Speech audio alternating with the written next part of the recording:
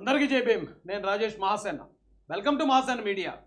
ఈ మధ్య కొంతమంది వాళ్ళు ఏ పార్టీ వాళ్ళు అనేది నేను చెప్పలేను, కానీ ఇక ఈ పేపర్ కటింగ్లు వేసి తిప్పుతున్నారండి విపరీతంగా. దళితుల ముసుగులో విదేశాలకు తరలించాడు రాజేష్ వేల మందినట్టండి.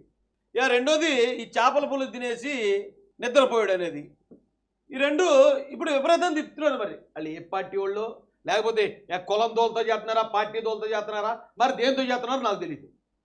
దీంతోపాటు మరొక వీడియోను కూడా, ఈ వీడియో గతంలో నేను మాట్లాడిందే, దీన్ని ఏం కాదని అనే పరిస్థితి ఏం లేదు. ఇదొకటి. ఇంకో వీడియో ఉందండి, అది ఏంటంటే అగ్రవర్ణపు అమ్మాయిలు ఎవరన్నా ప్రేమించి పెళ్లి చేసుకుంటే నా దగ్గర రండి, నేను సెక్యూరిటీ ఇస్తానన్న వీడియో ఒకటి.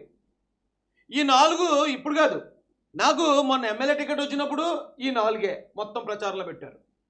ఎమ్మెల్యే టికెట్ రాకముందు నేను తెలుగుదేశం పార్టీలో జాయిన్ అవుదాం అనుకున్నప్పుడు ఈ 4 వీడియోలే. అంతకుముందు నేను జనసేన పార్టీలో చేరతాను, నేను పవన్ కళ్యాణ్ గారి నాయకత్వాన్ని బలపరుస్తాను అన్నప్పుడు అప్పుడు ఇవే. పవన్ కళ్యాణ్ గారు ఎలా చేర్చుకుంటారండి రాజేష్ని? ఇగో రాజేష్ ఇదండి ఇదండి ఇదండి అన్నారు. అబ్బాయి పవన్ కళ్యాణ్ గారు మిమ్మల్ని తెగదిడేయండి బాబు.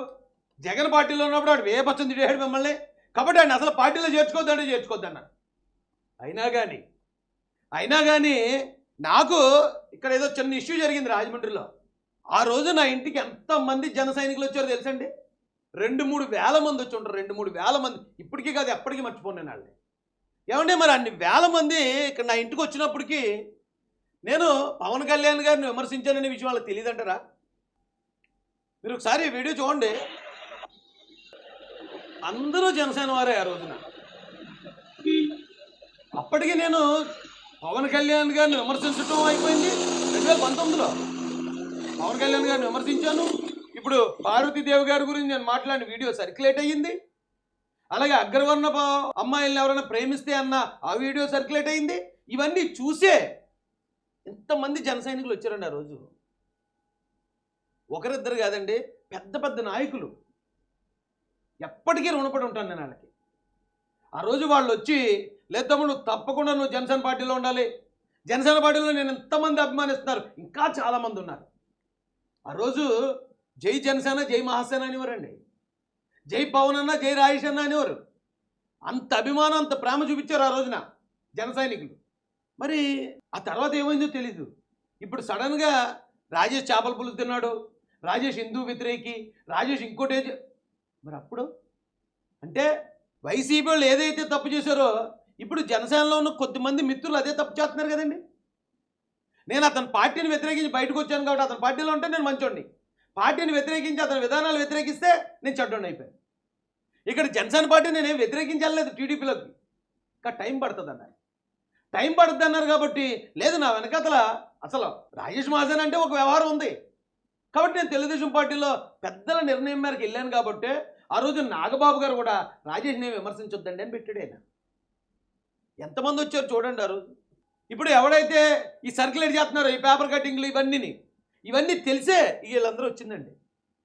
అవన్నీ రాంగ్, అవన్నీ ఫేక్ మార్పింగ్ అని తెలిసాకే వీళ్ళందరూ నా ఆఫీస్కి వచ్చి నాకు తోడుగా, నాకు సపోర్ట్గా నిలబడ్డారు ఆ రోజున. అలాగని ఇదే జనసేన పార్టీ కోసం, పవన్ కళ్యాణ్ గారి కోసం నేను చేసిన పని చాలా ఎక్కువ. 2-3 ఇంతలు పనిచేశాను నేను. అర్థమైందండి? కాపులకు నన్ను వ్యతిరేకం చేశారు కొద్దిమంది. అంటే నన్ను ఎదుర్కోలేక కాపుకోవాలని అడ్డు పెట్టుకున్నారు. కానీ నన్ను పరామర్శించడానికి వచ్చిన వాళ్ళలో 90% కాపులే. నేను ఎక్కువ అభిమానించే నా స్నేహితులందరూ 90% కాపులే. కాపునాడు మీటింగ్కి ఇన్వైట్ చేశారు నన్ను. కాపునాడు మీటింగ్లో కాపుల కోసం మాట్లాడాను. ఆ రోజు హల్చల్ అయిపోయింది మొత్తం రాష్ట్రం అంతా. నిజంగా నేను కాపులను తిట్టుంటే కాపునాడు మీటింగ్ నన్ను పిలుస్తారా? నేను కాపులను అవమానించుంటే రంగా గారి విగ్రహావిష్కరణ ప్రోగ్రాం నన్ను పిలుస్తారా? అంత ఎందుకండి, కాపులకు బ్రాండ్ అంబాసిడర్ వంగవీటి మోహన్ రంగా, పులి బెబ్బులి విజయవాడకి. వాళ్ళ అబ్బాయి వంగవీటి రాధా గారు ఎక్కడైనా దగ్గరలో విగ్రహం ఓపెన్ అవుతుంటే తమ్ముడు రాయేష్కి ఫోన్ చేయండి రమ్మని అంటాడు. మామూలు విషయం అది. అలాంటి నన్ను కాపులకు వ్యతిరేకంగా చిత్రీకరించి సిగ్గు అనిపించట్లేదా? నేను తిట్టాను అనుకో, నువ్వు నన్ను తిట్టుకో, మనందరం చూసుకోవాలా. అంతేగాని నన్ను తిట్టాడు, నా బలం సరిపోదు వీడి మీదకి, సో మనం కులాన్ని మొత్తాన్ని తీసుకెళ్ళిపోదాం, కులాన్ని మొత్తం రెచ్చగొడదాం, ఇదేం చేతకాని వ్యాపారం. లేదా మతాన్ని మొత్తం ఏకం చేసేద్దాం, మతానికి వ్యతిరేకం కాబట్టి ఆ మతస్థులందరినీ రెచ్చగొడదాం, ఇదేమి చవట దద్దమ్మ పని. నేను ఎప్పుడైనా అన్నానా? నా బతుకులు ఇప్పటిదాకా నేను చాలా ఫైటింగ్లు చేశాను. నేను కొట్టినవి ఉన్నాయి, నాకు పుంజుడి దెబ్బలు నాకు తగిలినవి ఉన్నాయి.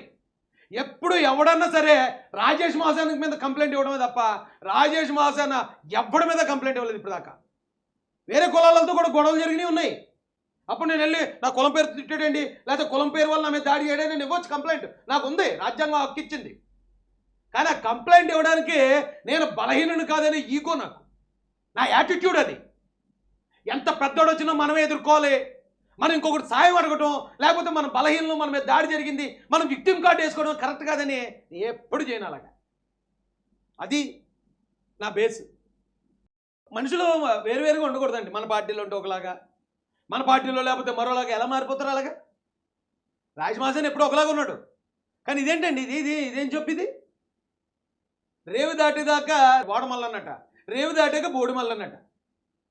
అరే మేము పనిచేసినంతసేపు ఒకవేళ నేను ఇక ఈ పార్టీ కోసం పనిచేస్తున్నాను, ఈ నాయకుడి కోసం పనిచేస్తున్నాను, జనాల్లో చైతన్యం నింపుతున్నాను, కులాన్ని మతాన్ని తేడా లేకుండా అందరిలో కూడా పార్టీ కోసం మాట్లాడుతున్నప్పుడు, రే బాబు నువ్వు మాట్లాడుకో, నువ్వు నీ మీద పలానా ఎలిగేషన్ ఉంది, నువ్వు పలానా సారి ఇలా చేసావు, నువ్వు మా పార్టీ కోసం పనిచేయకు అని ఎవడని చెప్తాడేమో అనుకున్నాను. అప్పుడు చెప్పరు.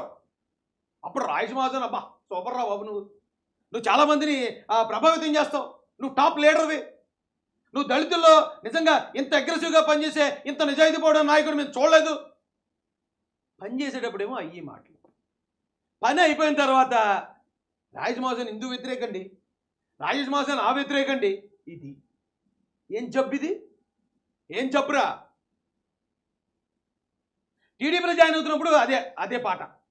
అప్పుడు చంద్రబాబు నాయుడు గారు నమ్మలేదు, పార్టీలో తీసుకున్నారు. తీసుకోవడం మాత్రమే కాదు, 4 రాష్ట్ర పదవులు, స్టేట్ లెవెల్ పదవులు 4 ఇచ్చారు ఆయన నాకు. దాంతోపాటు ఫస్ట్ లిస్ట్లో ఎమ్మెల్యే కూడా ఇచ్చారు. మళ్ళీ ఇదే పాట.